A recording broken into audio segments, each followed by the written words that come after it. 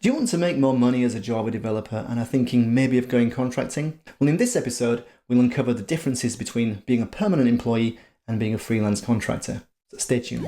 Java Easy. News, tutorials, tips. Everything you need to know as a beginner Java developer.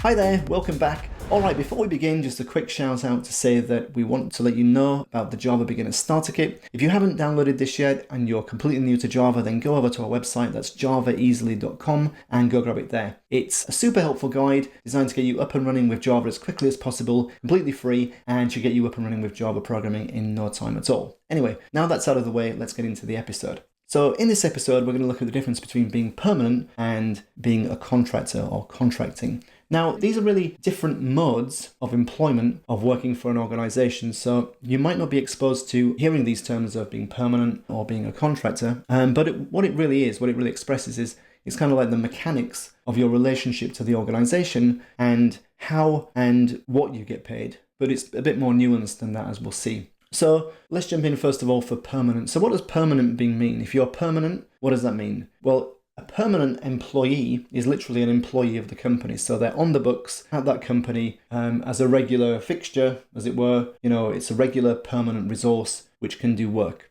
You're on the books, you work for a company, right? So you don't work for yourself, you work for a company. You're not a temporary resource, which you are, or which is more like you are as a contractor, because contractors are more kind of temporary in nature, which we'll come to in a second. But really, you're on the books. You're a permanent resource. That's why it's called a permanent employee. And, you might have the term fixed hire, I think it is in the US, or you might say somebody is perm or permy in the UK. But yeah, you're on the books. And the idea is that you're going to stay, in theory, for your whole career, up until the point when you get your pension and, you're pensioned off and you're retired at the age of like 69 or 70 or whatever it might be. But that never happens these days because companies don't respect loyalty anyway. They'll get rid of you like a shot. Only when you get higher up are you safer, and even then not fully so. But the higher you go, the safer you tend to be, I'd say, in an organization as a permanent employee. But for lower levels, they're really just numbers on a profit and loss account. And to make profit higher, you can remove the expenses. So people who are lower down on the hierarchy, on the food chain, if you like, in corporate speak, people who are lower down, they can get rid of you whenever they like. It does depend, though, on the country. So, for example, I think in Germany, it's actually quite difficult to get rid of somebody who's a permanent employee. And so because of this, then maybe the recruitment process that you would go through to, or the interview process, rather, from your perspective, to get a permanent role in Germany would be much more rigorous than, say, to be a contractor in the UK. I would imagine. I don't have first-hand experience of that, but I would just imagine, given this difficulty of getting rid of people who are permanent, So there's always kind of think of it as like a power impermanence, I guess, at least. So with permanent, they should want to grow you into their model employee. That's really what they're invested in. So they want to basically indoctrinate you into their ways, into the ways of the organization, into their culture, into the way they do things. So that's a very specific organization where you're at. It's not necessarily, by the way others in industry would do things. That's just something to watch out for, getting tied down to just one kind of dogmatic way of doing things, which is very specific to a given organization. That's a disadvantage of being permanent. And it's also an advantage of contracting, as we'll see. So you get exposed to so many different cultures,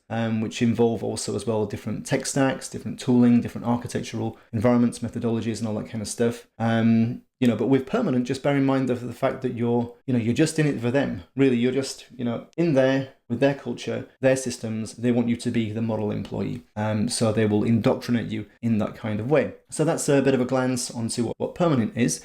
What is contracting then? Well, when you're a contractor, you're a temporary resource. You're temporary because the idea is really that there are no plans to keep you around as a contractor, okay? So companies usually will hire contractors, sometimes also called contingent employees or contingents. They'll hire those with the intention of temporarily plugging the gap or the deficit in their workforce or the skills of their existing team in the workforce. So in other words, for example, if there's a project that just comes up and they haven't got the permanent people to be able to resource it, to be able to do that project, they might say, okay, we're going to get a lot of contractors in just for 6 months to do this particular project. The idea, though, with companies is that they would never want to really stick with contract resources or contractors because it's not a scalable model for them. They're really just wanting to kind of like grow people who are indoctrinated with their own mindset and their own culture and everything. And they can also pay them less as well. The idea is that they pay them less, they grow them more, and then hopefully they foster loyalty with that segment of the workforce. And then they can, sort of work in unison with those permanent employees to really, push towards the company's goals and everything. But contractors are regarded in general as very temporary in nature. However, that doesn't mean that contracting is actually as risky a model as you might think. So, for example, it's possible to work for 2 years in a contract by having multiple renewals. As a contractor, you initially get offered a contract of, say, 6 months is typical, or maybe a 12-month contract. And then after 6 months, the company can evaluate if they want to keep you. And if they do, they'll offer you an extension to say, will you work for another 6 months or another 12 months or another 3 months, whatever it might be. That also, by the way, gives you a good jumping off point to renegotiate the salary, to have like a bit of a pay increase. That can be useful. And it also gives you an opportunity to be able to, think about whether you're happy being there as well. So there's this notion of kind of like contracting and sort of like puncturing your career with these different decision points of like, being reflective and saying, am I happy here? Am I learning what I want to learn? Do I like the people? And that kind of thing. We'll cover that shortly in a second. But yeah, that's really what contracting is. Also, because of no plans to keep you and you're not a permanent employee, right, they don't want to spend any cash on you any more than they have to do, because as a contractor, you will already earn more money than a permanent employee. I didn't mention that before, but that's key. Sometimes up to twice the salary of a permanent employee. And because of this, you don't get training, you don't get any sick pay if you're off sick. You don't get any days off or any paid time off. You can take days off, right? And you can get sick. Obviously, people get sick from time to time, but they don't pay you, sick pay statutory wise. So it's riskier for contractors too, but there's a higher reward because we get more money. And that's the key thing about contracting. Other aspects, contractors don't get bonuses. So permanent employees will have this kind of carrot dangled in front of them to say, if you do a good job, we'll give you $5,000 or 20 grand or whatever it might be bonus. But usually that's performance driven. So, if you have achieved all your targets, then maybe you get the full bonus. If you haven't, then maybe you get a partial one. If you're nowhere near, maybe you get nothing. But we don't have notions of getting bonuses as a contractor. Also, contractors have to use their own equipment. They have to get their own insurance. And typically, we work through our own limited companies, or LLCs, you would say, in the US. So because of that, we're kind of more responsible for the work, kind of. But the way I look at it, it's more about ultimately being a contractor is the fact that I'm not really embedded in a culture and I'm getting more money, but I'm kind of responsible for making sure how my career evolves, that kind of thing. So contractors get more money versus permanent people getting less money. So we don't have to slave away for a bonus. But we do have, I would say, as contractors, kind of like a 9 to 5 mindset. In other words, like when we work from 9 to 5 or 9 to 6 or whatever it would be. And yeah, from time to time, you'll stay late to be able to fix something that you've committed to, like any good developer would do. But ultimately, because we still want to do an amazing job, obviously, because we're still proud of the work we do and we regard ourselves as being professionals, pretty much. But we're not married to the company, right? So once it's after 6 p.m, in general, we don't tend to think about the company or the project or whatever. Now, sometimes you can't help it, Sometimes you go to sleep and you wake up and you've had a dream and you're thinking about code for the project and everything. That's going to happen. But we don't make a conscious effort to, constantly think about the project and, constantly work late and that kind of stuff, or get inside some kind of FaceTime culture where we, stay behind till 7 or 8 o'clock in the evening, like they do at a lot of investment banks, just so that your face is seen by the person in charge because you're hanging on for that kind of bonus or that promotion and everything. We don't have to worry ourselves with that, which is nice and it's refreshing because we can literally just think about the project, think about the technology, think about the cash we're earning, and, think about whether we're happy where we are. And the point is we get to do that, consider that, at each different expiry of the contractual period. So as I say, after 6 months, if you're not happy there and you're coming up for renewal, so you could either walk if you wanted to walk, or if you were offered an extension, you might want to stay. Having that contracting model in place, it kind of forces you to evaluate and to make those decisions and to think about things. And oftentimes as a permanent employee, you don't have a chance to reflect like that. Just days turn into weeks, which turn into months, which turn into years. And because you're so kind of into the kind of rhythm, the monotonous rhythm almost of day-to-day work, you don't get this opportunity, this kind of forcing function of reevaluating whether you're happy where you are. And it's so important. Mental health You know, I've said it on a few podcast episodes before, but it's really important to be happy in what you do and to know that you're appreciated and to know that you're paid well as well. So from that point of view, I really like the contracting lifestyle, I have to say, and that kind of mechanism of working. As I said, we're not indoctrinated in any particular culture, which is nice, it's refreshing. So also related to the mindset stuff is we're completely detached to any company mentality or whatever, which is kind of nice. And we also feel that we could like get out of it any minute, which is also kind of freeing, not having that kind of baggage of like, you know, being weighed down by how the company's going or how the company feels or how it feels internally within the company. You know, as contractors, it's really not of consequence to us, which is a nice kind of refreshing way to look at things. It feels a lot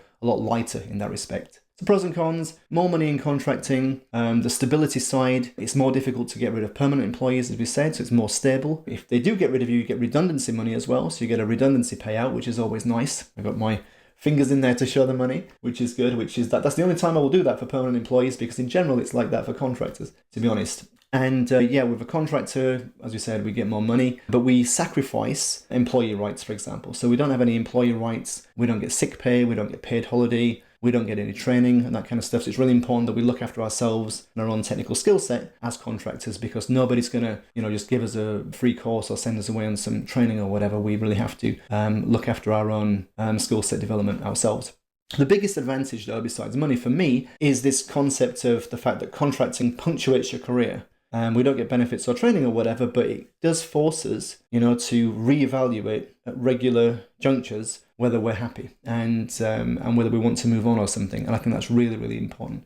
And even if you're not a contractor, by the way, and you're just a permanent employee, when I said just a permanent employee, I didn't mean that in a disparaging way. I just mean like, you know, if it happens that you're a permanent employee, it can be good to set, you know, a notification or what have you in your calendar. For example, for 3 months from now or 6 months from now or a year from now, as let's call it a reevaluation day, to just basically reevaluate, are you happy here? You know, are you getting what you think you can get? Are you being valued? Are you learning things? Yeah, so I would still recommend doing that anyway. You don't have to be a contractor to just, you know, put a note in that particular thing to, you know, to be able to take the opportunity to just reevaluate things. Anyway, as I say, it forces you to regularly reevaluate where you're at. Are you happy? Has the job become stale? Do you like the people? Are you making a genuine difference? Are you actually adding value? You know, I've walked away from contracts before when the value I could bring was less. Even though I remember, for example, one time I put a framework in, I designed this framework from the ground up for like, it's not really so important about what it did, but it was about exceptions management in trading platforms for compliance and to bring on new types of trading activity, so-called exceptions. That's when traders are doing, or to detect illegal activity in trading, for example. In order to detect new trading behavior types, it was really simple. You could just configure it through XML configuration. So the renewal at that point for me was like, oh yeah, do you want to stop on now? And like, you know, come up with all the XML configuration files which feed into the system you've written to be able to do this. And I was like, at that point, I was like, well, no, not really, because I don't find that interesting. I've already built something that makes it very simple to detect different types of trading behavior and everything. So I don't just want to sit here for 6 months, even though you're paying me really good money, just like, you know, coming up with XML files. Somebody else can do that, like a business analyst or a, you know, a more junior developer. I want to go on to the next project and do the next framework, you know, and do the next, you know, cool stuff with technology and everything. So yeah, it's still possible that we'll walk away from the money and then just go somewhere else as well, even though obviously the money is nice. So those were the differences, but whatever you choose, always put your best in though, whatever you do, and you'll always get great rewards out, whatever model you work under. So anyway, I hope that was useful, and until next time, take care and speak soon. Bye.